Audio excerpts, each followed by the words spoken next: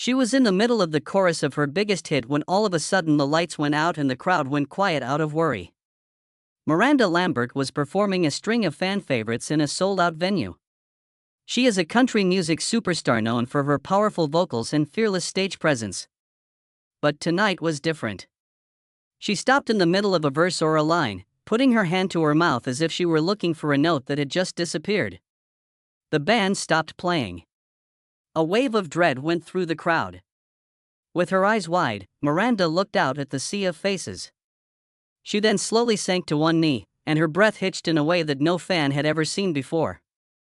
At first, whispers spread really quickly. Had she stopped speaking? Had she tripped? Was it a joke? As the cameras moved to her face, they caught every tiny sign of pain and confusion. Backstage monitors showed a stressed-out stage manager waving wildly while team members stood nearby with towels and water. I could barely make out the announcer's voice over the PA system. "Ladies and gentlemen, please stay calm. We're taking care of Miranda's health, thank you for your patience." The sudden break in the set list turned the happy mood into a knot of worry. Phones came out. The internet went crazy. Fans took pictures of her hunched back, and hashtags like #MirandaOK and #SaveMiranda quickly rose to the top of popular lists. The stage became very quiet for a few minutes after that. When the house lights came on, they lit up rows of stunned concertgoers. Concession stands have stopped. There were security guards hovering around the edge of the stage, ready to help. Finally, paramedics in clean white outfits rushed onto the stage and helped Miranda get into a wheelchair. She was wrapped in a soft blanket, taken off the wooden platform, and rolled out into the maze of halls behind the curtains. A lot of people in the arena watched live on the big screens as the camera moved to show her pale, determined face, which was framed by her wet hair. There was silence. Miranda Lambert had no words to sing for the first time in her career, which has been marked by bold defiance. Within hours, the rumors spread. Some reports said it might have been dehydration, while others said it might have been a sudden allergic response or an undiagnosed heart problem. The next thing you know, every entertainment website has stories like Miranda Lambert's scary collapse and what happened to the country queen. Tabloids said she might be rethinking her successful career, and her diehard fans set up prayer threads and online candle-lighting events. But in the middle of all the fuss, her publicist put out a short statement: "Miranda had severe vocal distress last night and is receiving medical care. She thanks everyone for their love and asks for privacy while she heals." The lack of clarity led to a lot of worry and hope online, with people speculating and offering support. Miranda had been taken to a specialized clinic in Nashville by noon. Insiders said she had been dealing with a sore throat for months, with notes falling off during late practices, soundchecks cracking for no apparent reason, and minor pain that she thought was just from working too hard. Friends who knew her well said that she was always on tour and didn't have much time to rest. Videos from the next day showed her backstage at the last show, her hand on her neck as she whispered to a bandmate. But she just shrugged it off because she didn't want to let down the thousands of fans who came to the games every night. Pause didn't exist in her world. It was now forced on her. In this kind of story, setting is important. Miranda Lambert built her business by being honest and determined all the time. She had never let health problems stop her from being tough, even when she was selling out shrines, honky-tonk bars, and foreign stages. She once played at a fair with bronchitis and got everyone excited, even though her voice cracked and waxed. A chart-topping album was made by her with only 3 hours of sleep. But somewhere along the way, the constant speed had taken its toll. In a strange way, the strength that had helped her get through every problem also got her into this medical doubt. Fans fought back. People who went to her concerts put together heart-shaped mosaics of happy photos and wrote nice things on top of them, like "We love you, Miranda, hope you're back on your feet soon," and "The stage misses you." Country radio stations put her songs on Get Well Soon playlists, and famous people sent her public get well notes. During daytime TV shows, ASL speakers read love messages in sign language. Even Miranda's most angry song, Mama's Broken Heart, changed tone.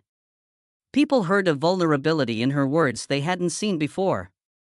It became clearer that the connection between an artist and their fans is more than just sold-out shows, it's a heartbeat of trust. Late that night, her medical team gave her an update. they had made a preliminary diagnosis of a vocal cord hemorrhage. This is when small blood vessels in the throat break during extreme pressure. It's dangerous for singers whose job depends on keeping their vocal folds in tune. The doctor said that keeping working out without taking a break could lead to lasting damage like scars, nodules, or even an injury that would end your career. Miranda's team stressed how serious it was. She needed to rest her voice right away, maybe have surgery, and then rehab for months. Fans were shocked. It seemed unfair that a country superstar's most important instrument, her voice, was holding her back. Frames that contrast often show greater truths. It had only been a week since people saw Miranda put all of her soul into singing high notes that made people freeze. Her voice had flown across the arena like a resistance flag, getting tens of thousands of people to join in the singing. Now, the same instrument lay broken, a warning that even the bravest warriors can be hurt. A global truth was brought out by the scene. Behind every triumphant roar is a heart that needs to stop, heal, and start over sometimes. The quick end of tonight's show taught a lesson that went beyond country music. It was for people who have pushed themselves too hard, refused to slow down, or ignored their body's signs. Miranda Lambert's bravery as an artist was shown by her decision to stop singing in the middle of a song to get emergency medical care. It wasn't a sign of weakness, it was a deep admission that one's own health is more important than any stage or crowd.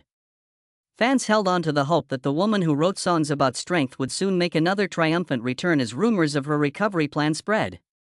In a few hours, her team would say that the tour had been cancelled, the plan had been changed, and they promised to come back stronger than ever.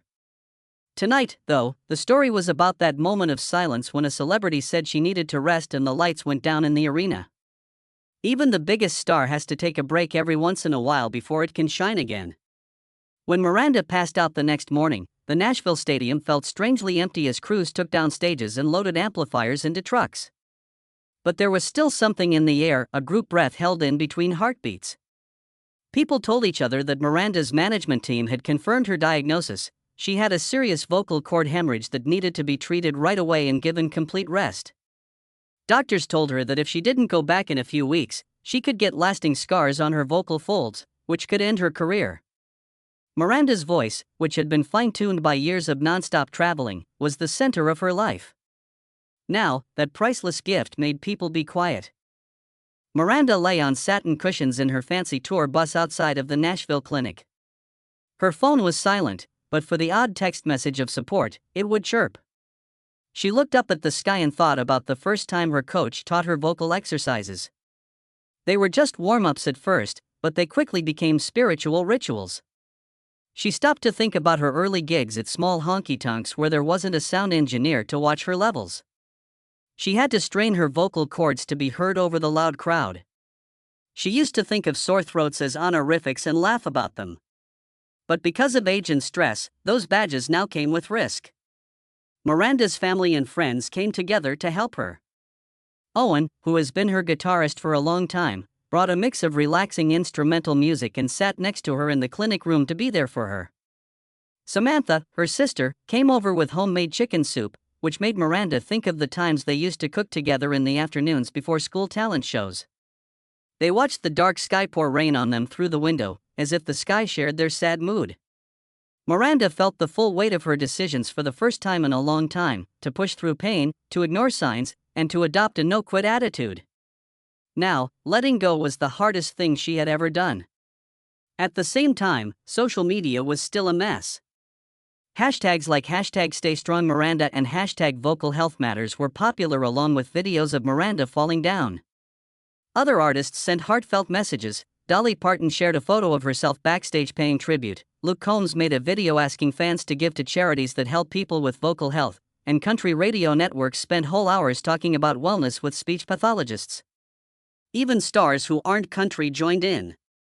Beyoncé's team tweeted tips on how to rest and hydrate the voice, showing that singers of all types use fragile instruments. By noon, there was going to be a live-streamed news conference. In the video, Miranda wore a simple white t-shirt and tied her hair back. Her face was clear and determined. Reporters took up what looked like real seats as she spoke to the world with calm confidence. "I've learned the hard way that slowing down is sometimes the only way to go," she said. Only once did her voice crack, a raw warning of the hard road ahead.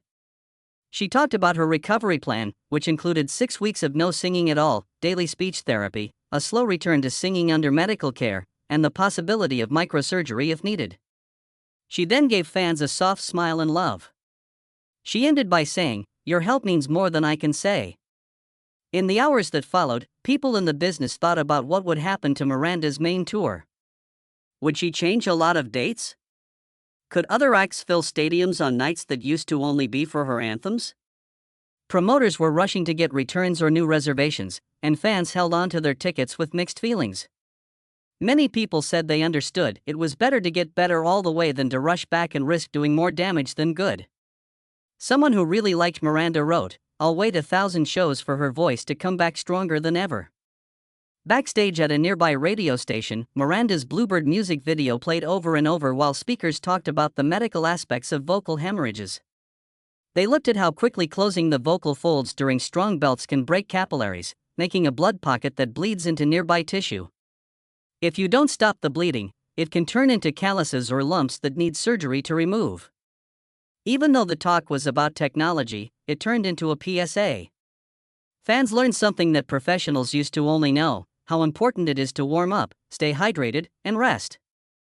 That afternoon, Miranda's manager planned a surprise. Her friends would play Tin Man and Little Red Wagon as a healing tribute live-streamed on YouTube. Miranda watched in silence, but tears filled her eyes as she mouthed the words. For viewers, it was a moving reminder of how important she was, a singer whose presence was so strong that even when she wasn't there, it felt like a show. The event raised money for the Throat Health Foundation and promised to give the money to artists who are hurt in similar ways. The support made a very important point clear: when it comes to health, no star is alone. As night fell, Miranda took a short walk through the yard of the clinic. The cool fall air mixed with the smell of lavender from plants nearby. While taking slow, curving steps, she held a cup of decaf tea. Every breath felt like a gift, and every step was a choice. She thought about the song lines she had written about being strong and starting over, and realized that they were now true for her. People used to learn how to fix broken hearts from the artist who herself had to remember how to do it. In the peace and quiet of that yard, she made up her mind. She wouldn't rush back on stage without a plan for long-term health when she got back. She would fight for vocal health and push for safety standards in the entertainment business. When her tour resumed after being put on hold, it would not be a mad dash, but a slow, steady marathon, finding a balance between love and preservation. And when she finally took the mic again, it would be with a voice that was full of wisdom instead of weariness. When Miranda got back to Nashville in late November, she moved into a remodeled practice space that was made just for her. There were no longer any huge speakers or bright stage lights. Instead, there were padded floors, soft ambient lighting, and a Steinway grand piano. Here, she would start over with her relationship with music. Dr. Elena Ramirez, a famous speech therapist who helped Miranda with every step, led careful vocal warm-ups every morning. During their sessions, she did resonance exercises, exact breath control, and gentle humming scales that didn't put any stress on her healing cords. Miranda wrote in her notebook about how she felt between exercises. She wrote about moments of perfect clarity, brief tremors, and sudden bursts of natural power. She wrote these notes down in a leather-bound book, which shows not only how technology improved but also how her thoughts changed over time, from perform at all costs to honor my voice. By December, her team had made a scheme for overall health. Lena Clark, a nutritionist, put together anti-inflammatory menus full of leafy veggies, teas with turmeric, and broths that are cooked slowly. Malik Thompson, a qualified yoga teacher, led sessions in the middle of the day that helped Miranda relax her neck and shoulders by focusing on posture, diaphragmatic breathing, and gentle stretches. Craniosacral therapy was used by Dr. Raj Patel, a physical therapist, to help her throat feel better.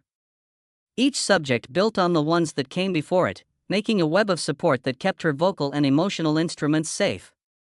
Miranda loved everything about it and was amazed that a singer's future could depend on mental health and self-care as well as talent. She found comfort in the synergy. The same care she had put into her music was now taking care of her health.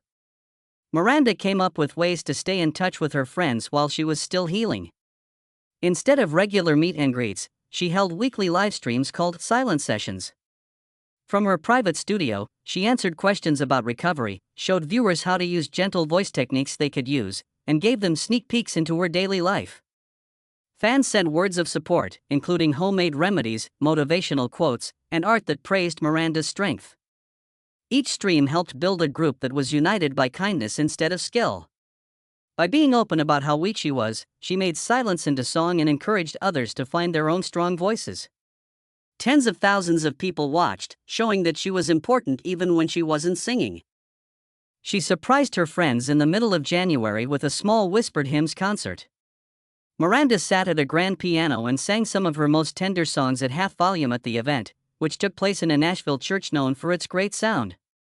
She performed extremely powerful shows with only a microphone and soft amber lighting, which captivated the crowd. Without any fireworks or music, there was only the pure sound of her voice. Every note felt like a win, and every line felt like a victory. People who were there filmed it on their phones, but they also put them down and chose to just listen. Reviews pointed out the stark difference. The same songs that used to get people singing along in stadiums now sounded like private confessions, showing how being apart made hearts grow fonder. Miranda and her managers changed the Heartland Revival tour because of the success. They rethought each date as an event in a smaller venue with only 2,000 fans per show. This made sure that the fans felt close to the band. The length of her sets was cut down to 90 minutes, and she practiced minor vocal resets off stage during the breaks. Herbal infusions were available at hydration stations, and each ticket came with a souvenir booklet that told the story of Miranda's recovery. Her bandmates changed the arrangements to include acoustic parts, which turned instrumental breaks into quiet times for her singing. This new model gave up ticket sales in order to keep the pace steady, but box office sales stayed high, showing that thoughtful design and real care could work in the business world. As spring came around, Miranda started Voices United, a charity that promotes singers' health. The foundation worked with top medical institutions to give artists who needed specialized care free classes, digital toolkits, and grant money. She started a social media effort with the hashtag #VocalVanguard to get other singers to share their self-care routines. Pop stars and Broadway performers shared warm-up videos to support the cause, and Miranda's modules were added to the curriculums of music schools. She changed the story by turning personal suffering into a way for everyone to feel stronger together.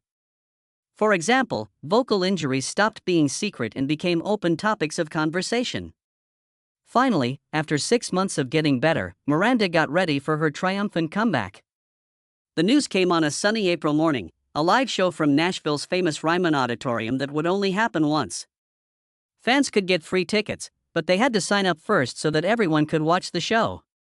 Behind the scenes, soft light made her feel calm.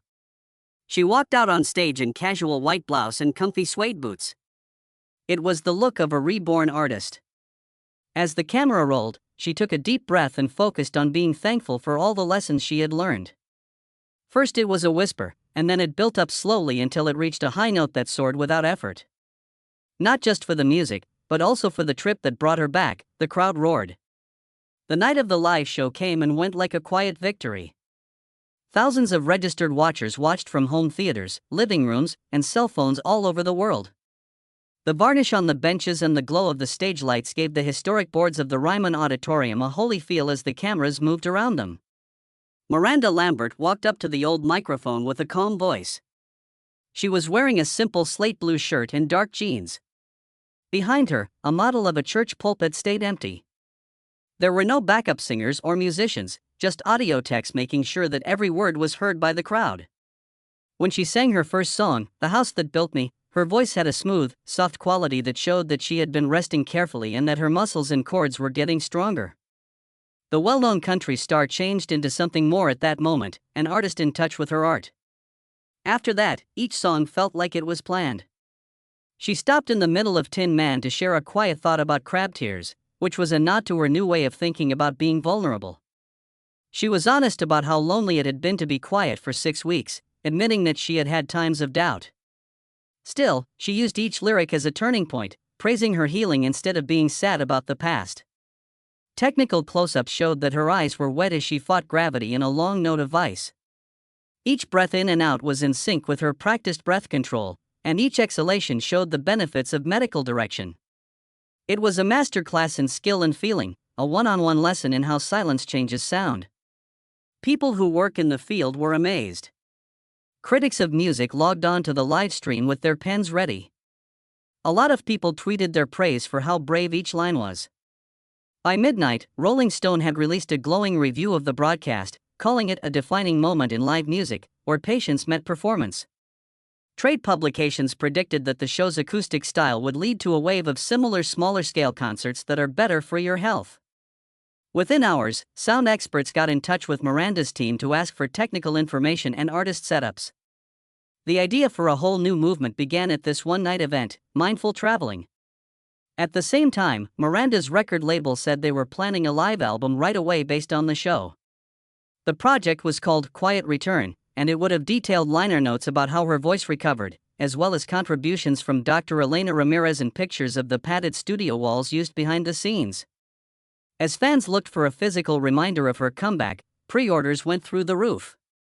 At the same time, country and folk stations added the broadcast songs to top editorial rotations on streaming playlists.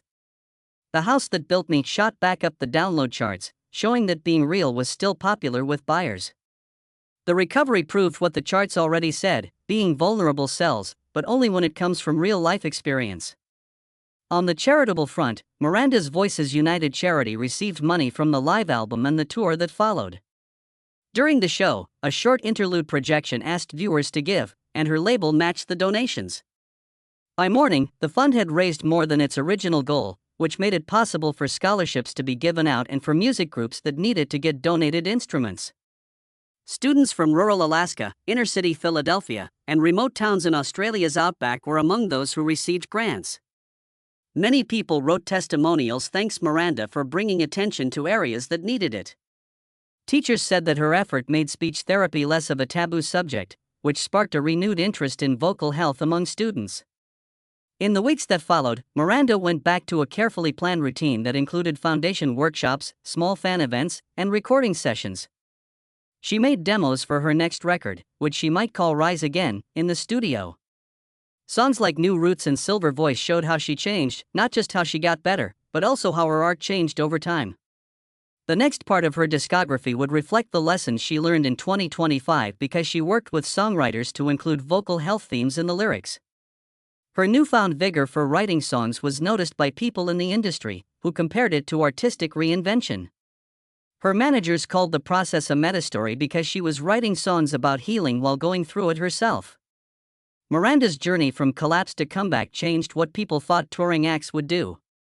Promoters of concerts changed the language in contracts to require health breaks, and managers started adding vocal health terms to writers. Medical workers said they were getting more calls from touring musicians looking for preventive care. Music schools got in touch with Dr. Ramirez and asked for shared clinics at universities. Even marketing teams changed their strategies to focus on artists' health as a way to promote their work. In a field that used to value never-ending drive, Miranda's path showed a new way of doing things: renewable art. Miranda realized that music had always been both her safe place and her strength as she thought back on her trip. Her art stayed strong through all of her problems, showing how important it is to keep going. Now she was excited about new things and sure that her voice would continue to touch many people's hearts. Months after the Quiet Return broadcast, Miranda Lambert started the next leg of her Heartland Revival tour.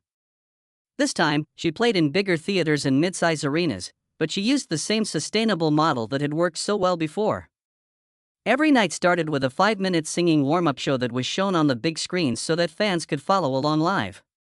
Every 3 songs, there would be a break, and hydration stations with herbal teas and electrolyte blends would be set up backstage and in the VIP rooms. The tour buses had humidifiers built in to protect the air in the hotel rooms, and a professional speech pathologist went with the group. Miranda was gently reminded to pause between lines by the stage lighting cues, and each set list was made to include both fast-paced hits and slow, soothing songs. Box office numbers stayed the same even though the number of seats available per show went down.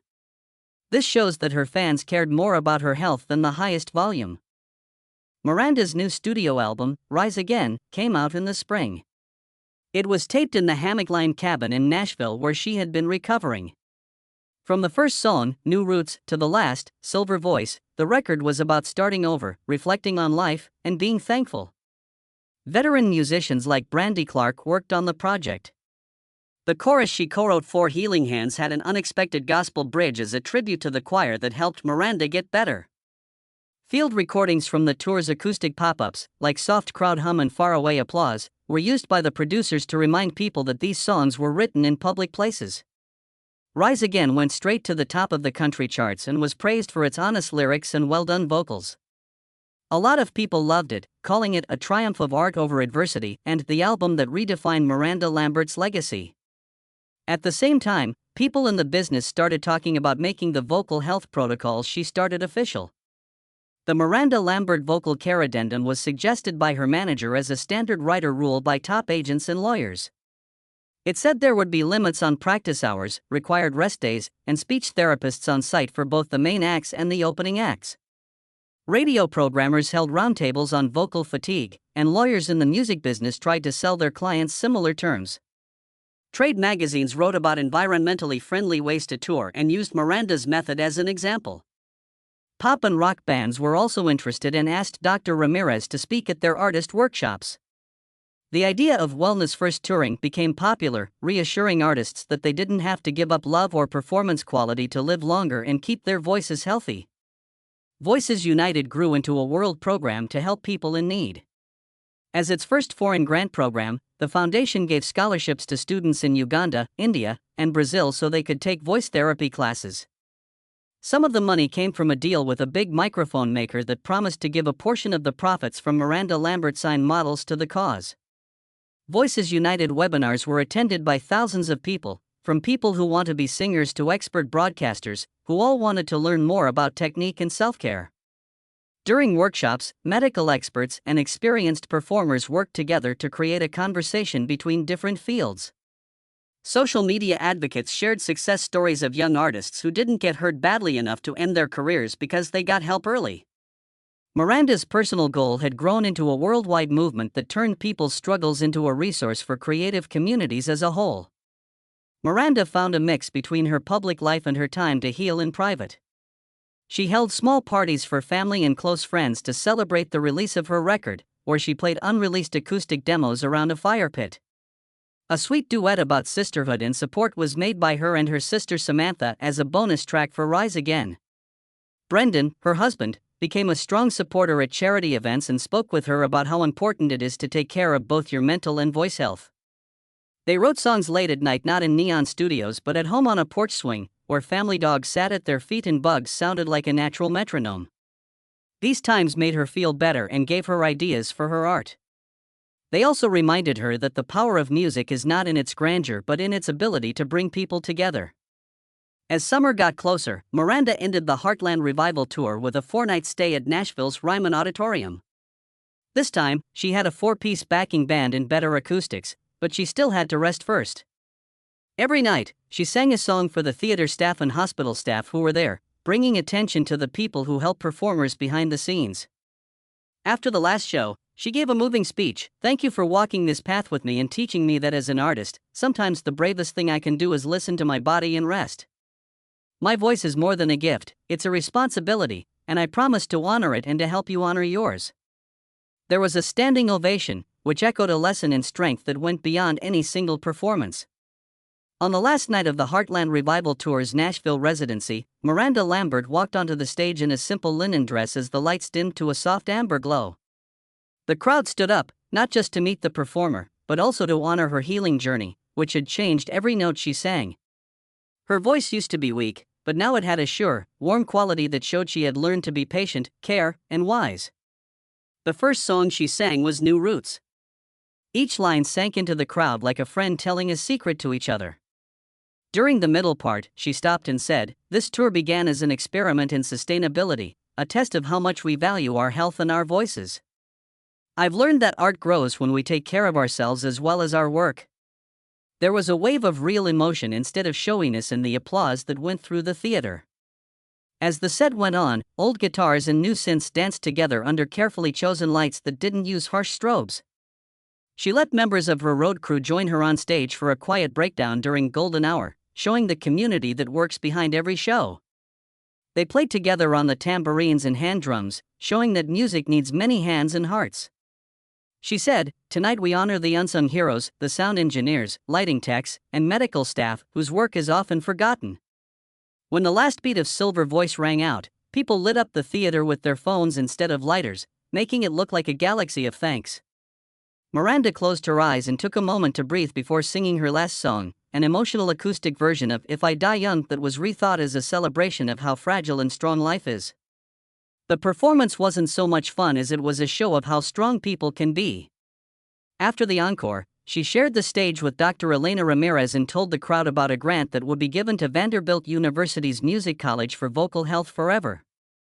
"Let this be my legacy," she said, making sure that every artist has the tools to protect their greatest gift. Fans cheered as the foundation's board members gave the first checks to aspiring performers in the front row, which was seen as a sign of hope. The big finale of the tour was called a cultural landmark by critics. Covers of music industry magazines had headlines like "Protecting the Voice, Miranda's Revolution and Wellness on Tour, the Model for the Future." TV specials looked back at her transformation, showing footage of her fall and footage of her successes on the Ryman broadcast and Heartland revival shows.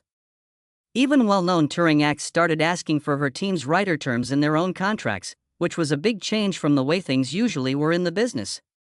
Just as the lights went out for good, Miranda took the mic one last time. She took a deep breath and said, "Thank you for walking with me every step of the way. For all of us who make music, this is not the end, but the beginning of a new story." She then kissed the mic, bowed deeply, and walked into the darkness to the sound of loud applause that seemed to last as long as her message. In the weeks that followed, Miranda's impact went beyond music. Her tour model was used as a model for wellness retreats for performers, speech pathology schools got more money, and even corporate wellness teams asked her to speak at conferences on sustainable performance. She became a guide to young artists, giving them advice on how to balance their goals with taking care of themselves. She talked about her journey through podcasts, from the aftermath of tragedy to the triumph of healing. This showed that hardship can be a crucible for growth. Miranda is starting to work on a documentary series about vocal health and a preview for her Rise Again 2 tour today. She keeps her promise to treat her voice with respect, kindness, and gratitude, like the sacred instrument it is. That commitment is now shown in every practice room, on every stage, and in every note. Her story shows that being strong isn't just about having a lot of power, but also having the courage to take a break, heal, and come back stronger than before. Every day, artists all over the world are moved by her strength.